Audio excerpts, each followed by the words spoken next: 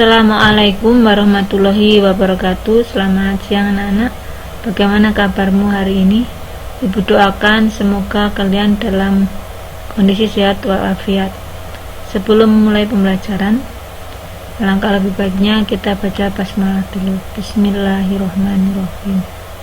Untuk pembelajaran minggu ini kita akan membahas masalah pesawat sederhana. Pesawat sederhana itu adalah alat yang mempermudah pekerjaan manusia. Contohnya mau nyobek kain, kalau pakai tangan susah, maka supaya lebih gampang pakai gunting. Lah gunting itulah yang merupakan pesawat sederhananya. Jenis pesawat sederhana itu ada 4, ada tuas, ada katrol, ada bidang miring, dan ada roda dan poros. Kita bahas satu persatu. Yang pertama, tuas atau pungkit, yaitu pesawat sederhana yang memiliki titik tumpu, titik beban, dan titik kuasa.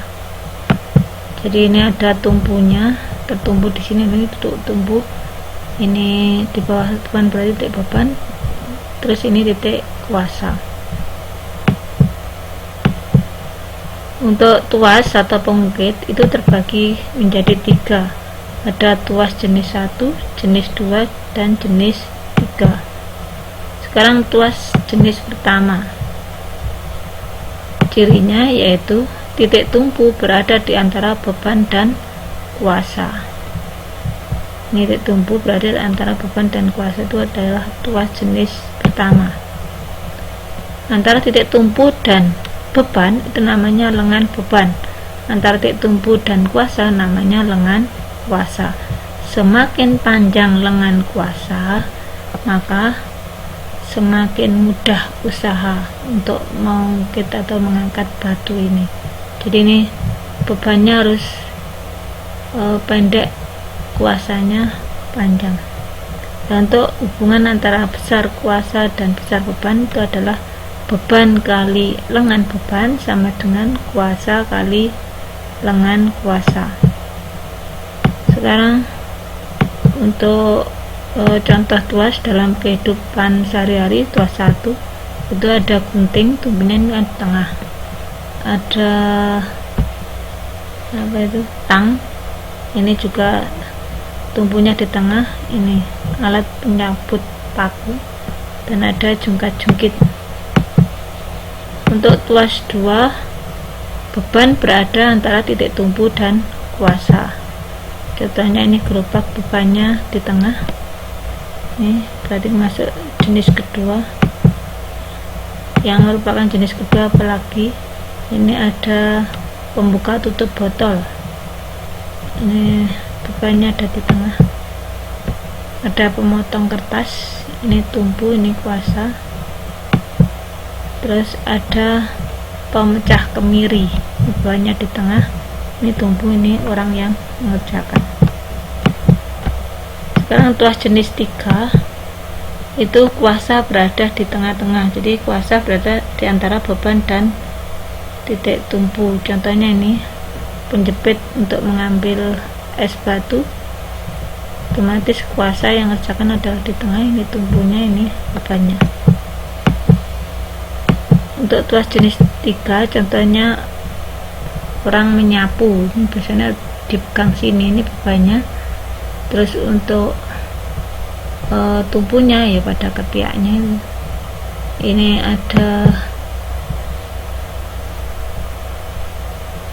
ada cangkul, ada skop. Ini tadi untuk mengambil batu. Ini katrol, ada katrol tetap, katrol bebas, katrol majemuk, dan blok katrol. Katrol tetap itu adalah katrol yang bila digunakan kedudukannya tetap. Jadi ini walaupun digunakan kedudukannya tetap. Ya, waktu ke bawah lebih ringan daripada ke atas, karena ke atas itu melawan gravitasi bumi. Ini salah satunya adalah untuk mengubah arah gaya. Katrol bebas, katrol yang bila digunakan kedudukannya berubah. Ini salah satunya untuk meringankan gaya. Jadi ini bersama beban ikut ke bawah. Sekarang katrol majemuk, gabungan beberapa katrol. Ini karena gabungan beberapa katrol, maka ini sangat mempermudah pekerjaan, meringankan gaya. Blok katrol, beberapa katrol yang disusun berdampingan dengan satu proses. Ini contohnya untuk mengangkat benda berat. Ini untuk meringankan gaya atau mengangkat beban yang sangat berat. Bidang miring, ini terdiri dari ini tinggi bidang miring, terus ini panjang bidang miringnya. Ini contohnya perjalanan ke gunung, itu biasanya bidang miring. Kelamaannya membuat jalan lebih jauh dan lama. Ini keuntungan mekanis bidang miring, yaitu panjang bidang miring.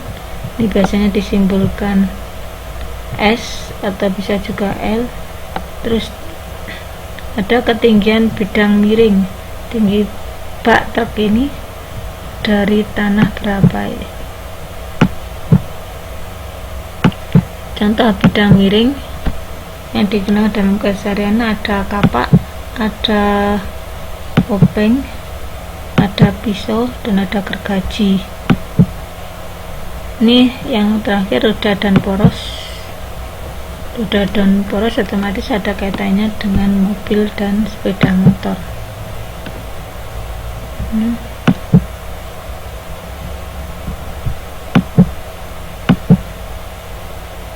Dari jenis pesawat sederhana tadi ada tuas, katrol, bidang miring, dan roda dan poros. Gabungan ini akan membentuk pesawat rumit. Jadi gabungan dari pesawat sederhana kalau digabung jadi pesawat rumit. Contohnya sepeda motor.